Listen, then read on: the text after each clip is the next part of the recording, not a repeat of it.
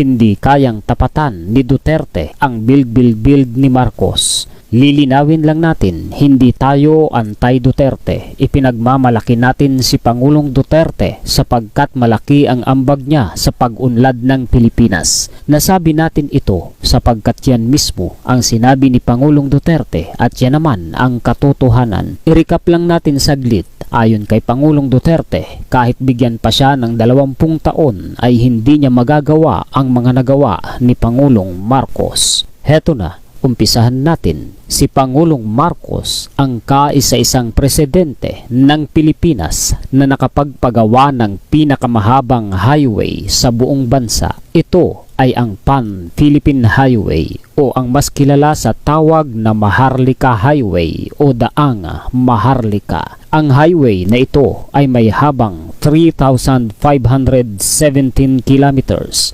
Pinagdudugtong nito ang Luzon, Visayas at Mindanao. Ang Maharlika Highway ay kilala sa tawag ng mga Cebuano na Dalang Halangdon. Tinawag din ito na Asian Highway 26 o AH26. Papaano nito pinagdudugtong ang Luzon, Visayas at Mindanao? Ang Maharlika Highway ay binubuo ng network of roads, expressways, bridges, and ferry services. Ibig sabihin, kapag tawid dagat, ang mga barko ay dumadaan sa iisang ruta lamang. Ang ruta na yan ay bahagi ng Pan-Philippine Highway o Maharlika Highway. Ang Maharlika Highway ay tinaguriang principal transport backbone component of the national transport. Ibig sabihin, kapag sinabing backbone, kumbaga sa tao, ay hindi makatatayo kung wala ang buto sa likod o ang gulugod. Ang Maharlika Highway ay ang gulugod ng transportasyon sa buong bansa. Kung wala ang Maharlika Highway ay hindi makatatayo o hindi susulong ang transportasyon sa buong Pilipinas. Idagdag pa dito ang Circumferential Road 1 to 10 o ang C1 to C10 na ang pinaka kilala nga natin sa isa sa mga ito ay ang C5. Tanging si Pangulong Ferdinand Marcos lamang ang kaisa-isang Pangulo ng Pilipinas na nakapagpagawa ng pinakamahabang highway sa buong bansa na nagsisimula sa Luzon at ang dulo ay nasa Mindanao. Dumako naman tayo sa mga tulay na ipinagawa ni Pangulong Marcos. Unahin na natin ang pinakamahabang tulay sa buong Pilipinas. Ito ay ang Candaba Viaduct Bridge. Nagsisimula ito sa Bulacan at ang dulo ay nasa Pampanga. Ipinagawa ito ni Pangulong Macoy noong 1976 at may habang 5 kilometro. Binabagtas ng tulay na ito ang Candaba Swamp at ang Pampanga River sa Inlex o ang North Luzon Expressway. Tinagurian ang tulay na ito na the major trade artery to the north.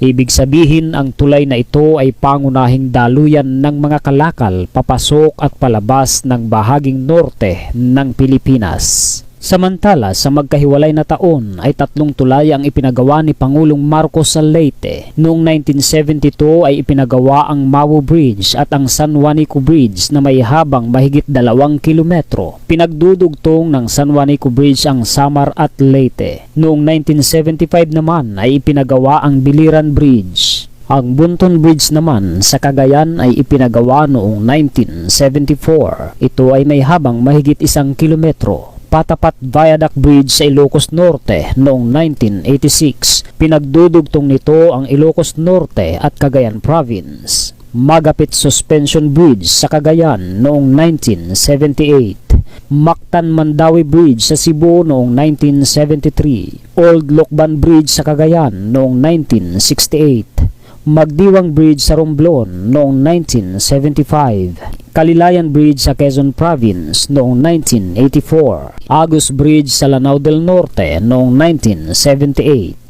Amnay Bridge sa Blayan Occidental, Mindoro noong 1985. Kawayan Bridge sa Sorsogon City 1977. Don Mariano Marcos Bridge sa Dolores Abra 1974. General Luna Bridge sa Cabanatuan, Nueva Ecija noong 1974. San Jose Bridge sa Rodriguez Rizal noong 1978. Sindangan Bridge, Sindangan Zamboanga del Norte noong 1967. Sipukot Bridge, Sipukot Camarines Norte 1972. Tamuntaka Bridge, Maguindanao 1965. Wawa Bridge, Liluan Southern Leyte 1977. Napag-uusapan na lang din ang transportasyon noong 1972 sa bisa ng Executive Order No. 387 ay pinalaki at ipinaayos ang Manila International Airport.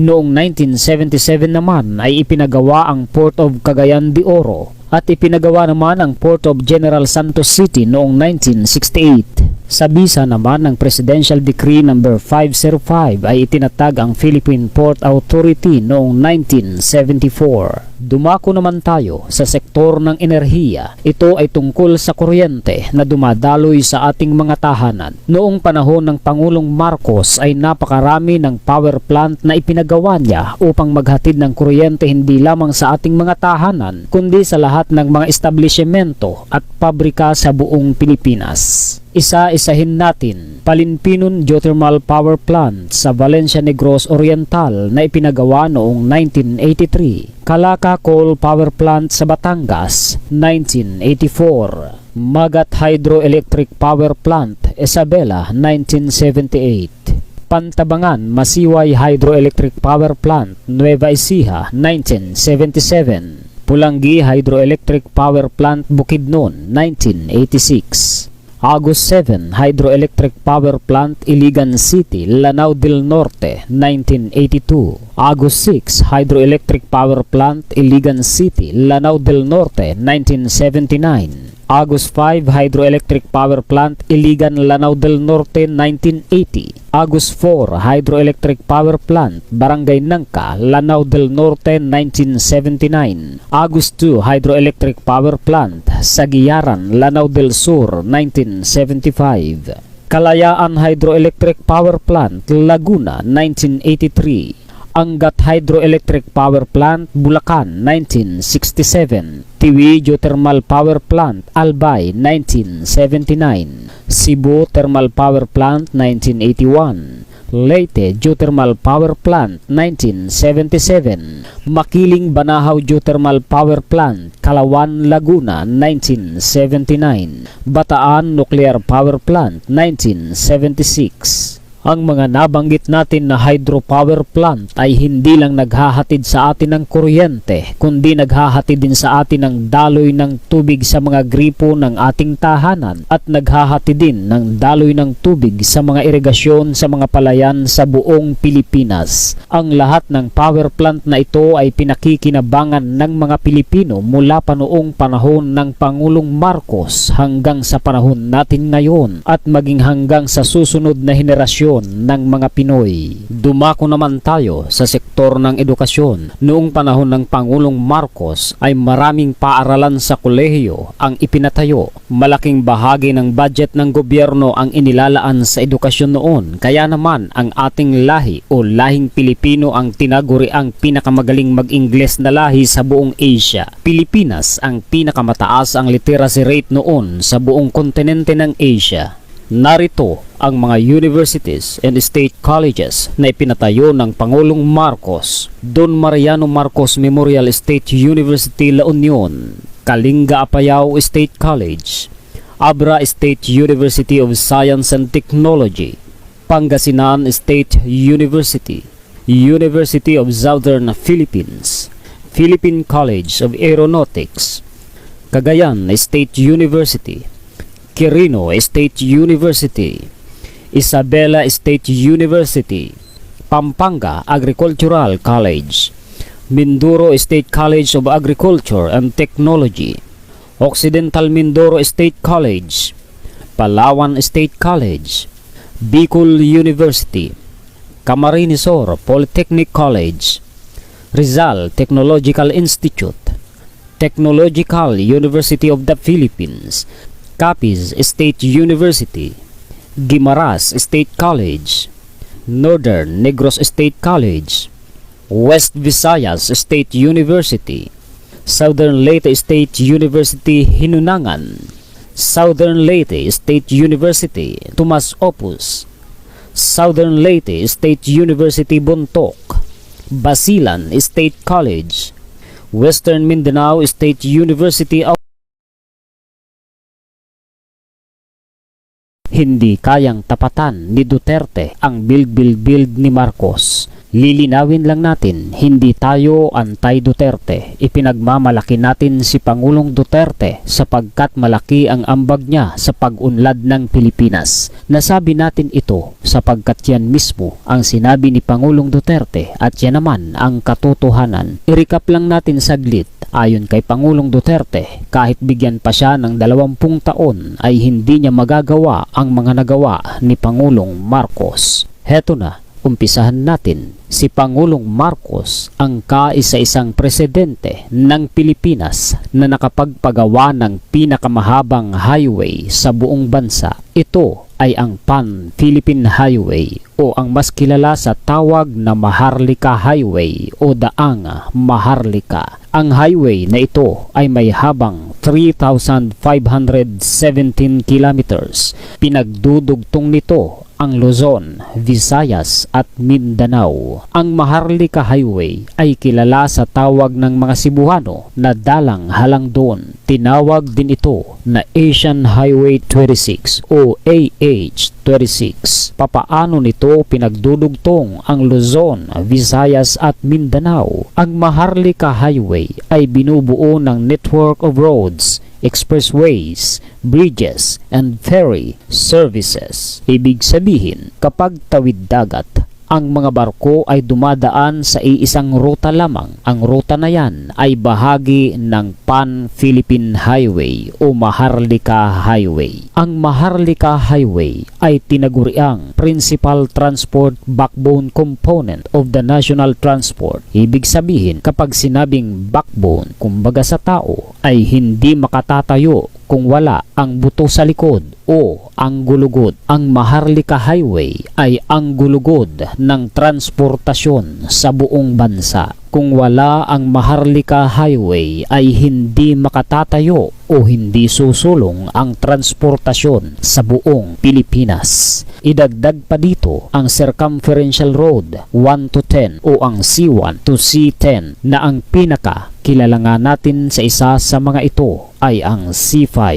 Tanging si Pangulong Ferdinand Marcos lamang ang kaisa-isang Pangulo ng Pilipinas na nakapagpagawa ng pinakamahabang highway sa buong bansa na nagsisimula sa Luzon at ang dulo ay nasa Mindanao. Dumako naman tayo sa mga tulay na ipinagawa ni Pangulong Marcos. Unahin na natin ang pinakamahabang tulay sa buong Pilipinas. Ito ay ang Candaba Viaduct Bridge. Nagsisimula ito sa Bulacan at ang dulo ay nasa Pampanga. Ipinagawa ito ni Pangulong Macoy noong 1976 at may habang 5 kilometro. Binabagtas ng tulay na ito ang Candaba Swamp at ang Pampanga River sa Inlex o ang North Luzon Expressway. Tinagurian ang tulay na ito na the major trade artery to the north.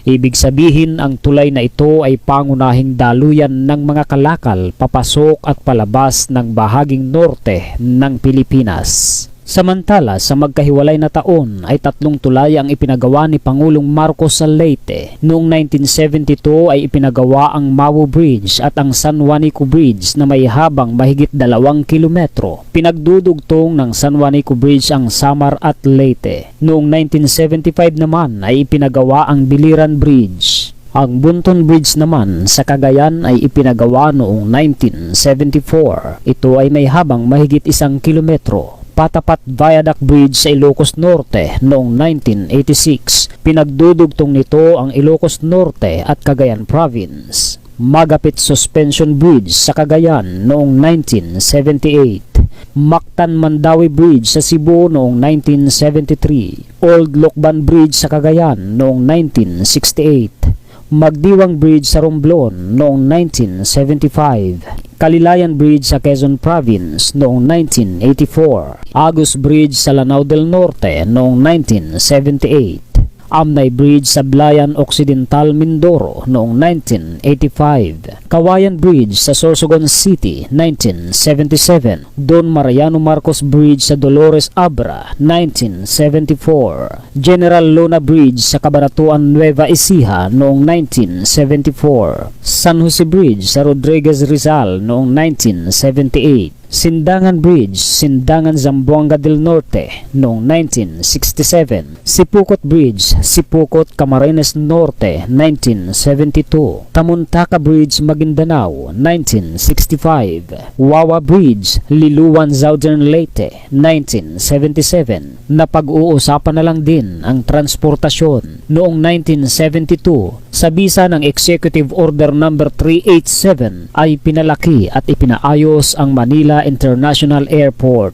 Noong 1977 naman ay ipinagawa ang Port of Cagayan de Oro at ipinagawa naman ang Port of General Santos City noong 1968. Sa bisa naman ng Presidential Decree No. 505 ay itinatag ang Philippine Port Authority noong 1974. Dumako naman tayo sa sektor ng enerhiya. Ito ay tungkol sa kuryente na dumadaloy sa ating mga tahanan. Noong panahon ng Pangulong Marcos ay napakarami ng power plant na ipinagawa niya upang maghatid ng kuryente hindi lamang sa ating mga tahanan kundi sa lahat ng mga establishmento at pabrika sa buong Pilipinas. Isa-isahin natin: Palinpinon Geothermal Power Plant sa Valencia Negros Oriental na ipinagawa noong 1983. Calaca Coal Power Plant sa Batangas 1984. Magat Hydroelectric Power Plant, Isabela 1978. Pantabangan Masiway Hydroelectric Power Plant, Nueva Ecija 1977. Pulangi Hydroelectric Power Plant, Bukidnon 1986. Agos 7 Hydroelectric Power Plant, Iligan City, Lanao del Norte 1982. Agos 6 Hydroelectric Power Plant, Iligan City, Lanao del Norte 1979. Agos 5 Hydroelectric Power Plant, Iligan, Lanao del Norte 1980. Agos 4 Hydroelectric Power Plant, Barangay Nangka, Lanao del Norte 1979. Agos 2 Hydroelectric Power Plant, Sagiyaran, Lanao del Sur 1975. Kalayaan Hydroelectric Power Plant, Laguna 1983.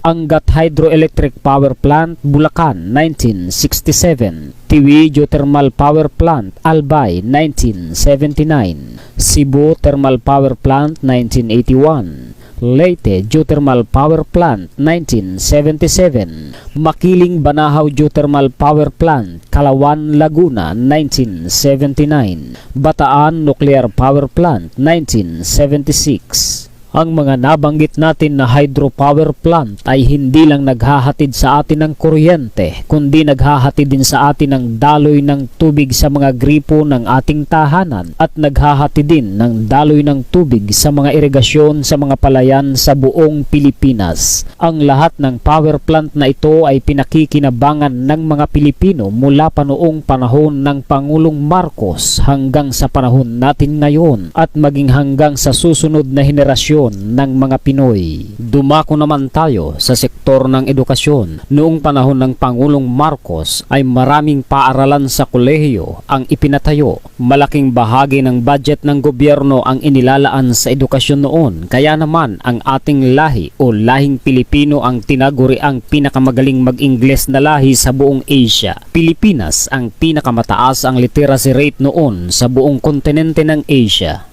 Narito ang mga universities and state colleges na ipinatayo ng Pangulong Marcos: Don Mariano Marcos Memorial State University, La Union; Kalinga Apayao State College; Abra State University of Science and Technology; Pangasinan State University; University of Southern Philippines; Philippine College of Aeronautics; Cagayan State University; Quirino State University; Isabela State University; Pampanga Agricultural College; Mindoro State College of Agriculture and Technology; Occidental Mindoro State College; Palawan State College; Bicol University; Camarines Sur Polytechnic College; Rizal Technological Institute; Technological University of the Philippines, Capiz State University, Guimaras State College, Northern Negros State College, West Visayas State University, Southern Leyte State University Hinunangan, Southern Leyte State University Tomas Opus, Southern Leyte State University Bontoc, Basilan State College, Western Mindanao State University of